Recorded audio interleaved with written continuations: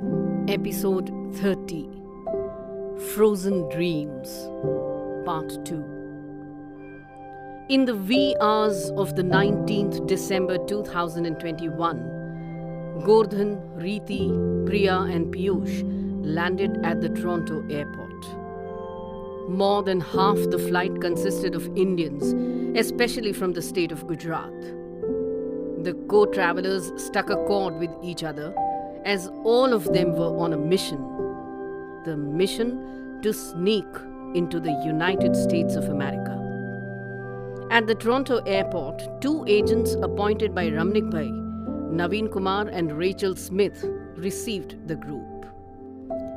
Toronto was decorated in the most vibrant colors. The festive spirit was in the air, as Christmas was just round the corner. The group that had been so chatty in the airplane went quiet now, as everyone realized that a new phase, a new beginning loomed large over them. In groups of 4s and 5s, they were taken to their destinations. Gordhan stared with wide open eyes from the taxi window. He looked at the buildings, the restaurants, the roads, the cafes, the billboards, hoardings, road signs, casinos, bars, pubs, gaming zones. Signs of prosperity, money, and happiness everywhere. Gordhan longed to be moneyed and rich and comfortable. He wanted his children to grow up in the neat and clean cities of the US, not in the dirty and shabby streets of their village back in India. He wanted to send so much money to his father and mother that they would live like a king and a queen in the village. Gordhan was to work in Dev's motel and Reeti at Kappu's roti and pickle manufacturing unit. Their living quarters were to be the motel's warehouse.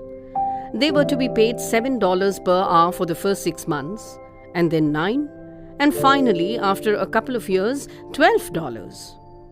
Gordhan had calculated umpteen number of times how many these dollars would convert into Indian money and how much he could send home. Temporarily, a group of 50 from the larger one of 270 was kept at a warehouse behind Sam's Supermart. Sam was the shortened name of Somabai Patel. Everyone was given strict instructions to not to go beyond the supermart and mostly stay inside the warehouse. The freezing cold as it is wouldn't have let these people venture out. For the next 2 weeks, rigorous training of these 50 people, especially the adults, began. Naveen and Rachel trained them to wear wind cheaters, 3-layered socks, rubber-soled boots, gloves, thermal wear, coats, overcoats, and also how to read maps. Each morning the adults would get up at 3 a.m. and silently at the backside of the warehouse practice walking on the snow. This practice had to be done with utmost caution as Christmas festivities had increased the police patrolling.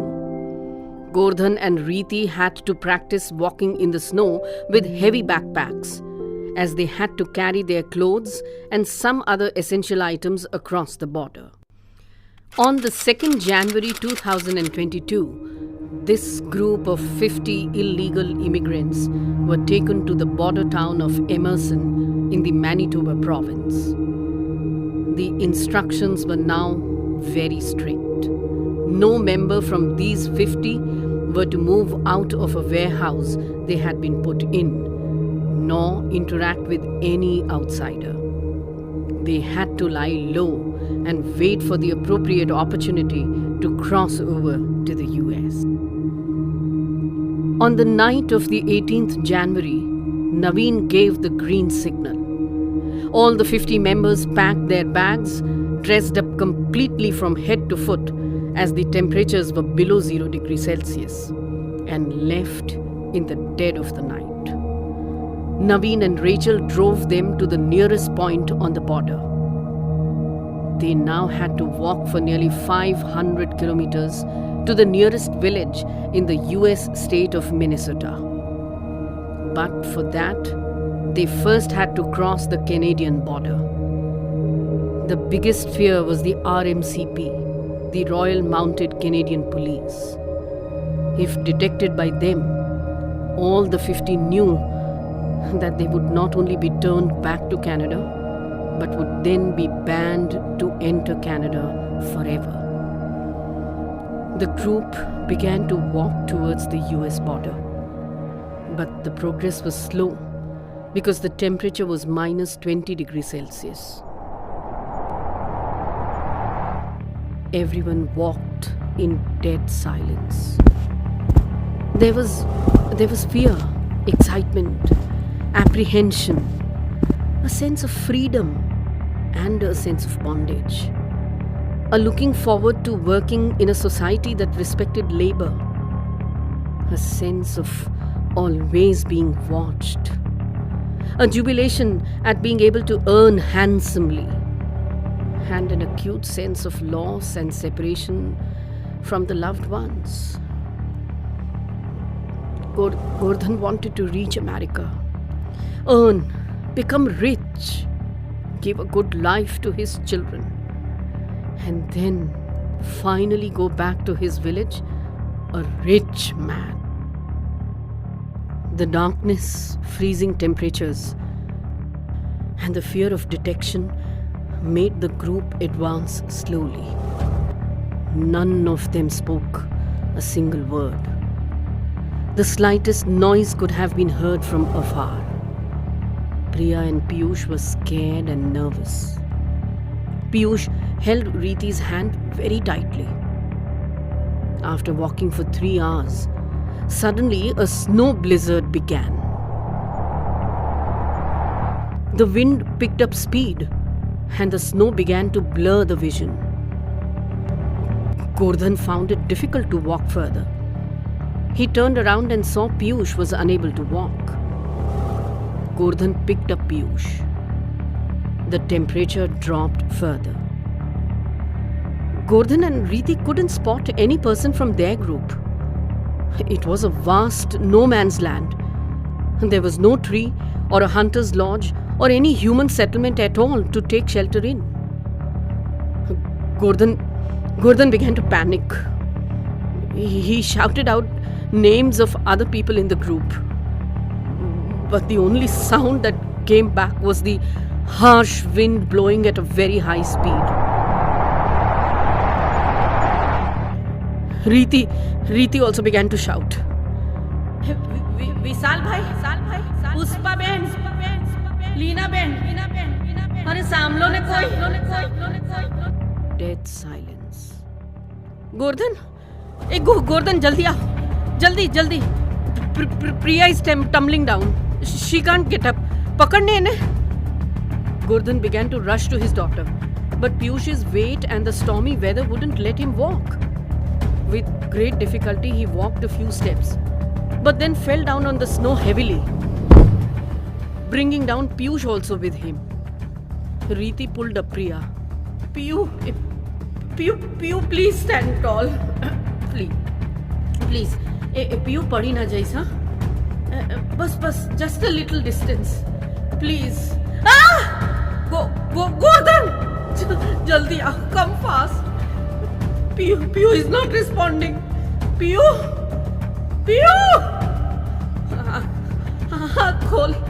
आँख खोल ले please बेटा, आँख खोल.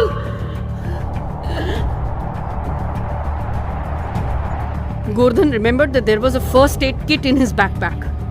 He pulled it open and madly began to scramble for the mini oxygen kit. As he took out the kit, he saw that Piyush was lying on the ground, hardly breathing. Gordhan froze on the spot for 2 minutes. He shouted out to Reeti. Reeti! Piyush ne jo. He's not moving. Piyush! Get up beta, please get up. Gordhan began to pant heavily. He took a step towards Priya and then turned back again towards Piyush. Both the children were quiet as the grave. Riti desperately began to rub Priya's feet. Piyu, Piyu, please, beta, please get up. Chocolate? Chocolate ખાવી છે? હાલ પપ્પા chocolate આપે તને, હા? Get up, please. ઊભી થઈ જા ને, please. Gordhan's hand and feet were trembling. He couldn't stand still. The heavy snow pushed him backwards. He desperately wanted to reach out to Riti, to Priya.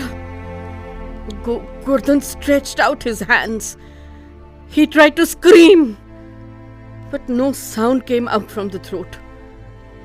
The gust of wind and snow sent him flat down next to Piyush.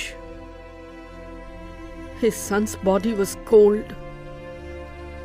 Gordhan turned to look at Riti.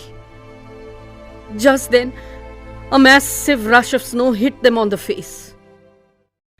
In the vast no man's land, all one could hear was the howling wind. When the RMCP found the dead bodies, Gordhan was still holding the mini oxygen kit in his hands.